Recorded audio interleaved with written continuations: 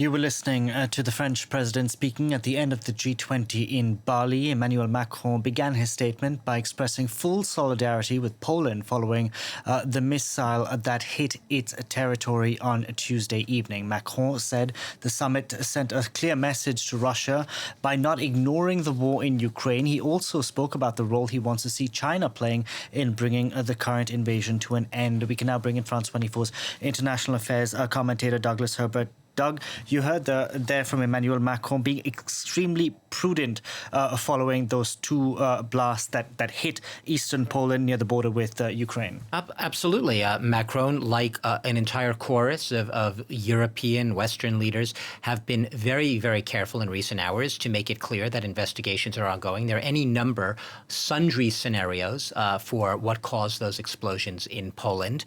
So it is way too early for a blame game. Certain people have their suspicions one way or another.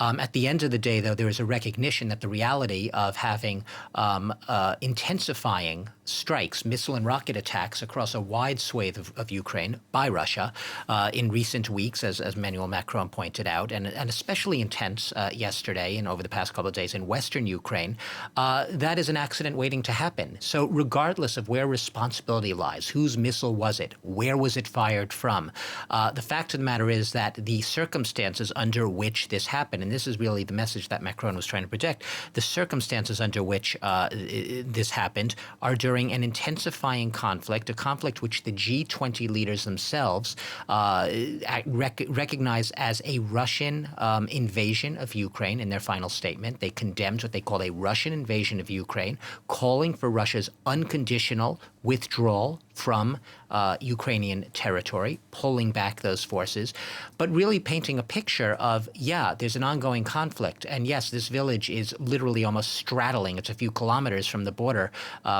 with Ukraine.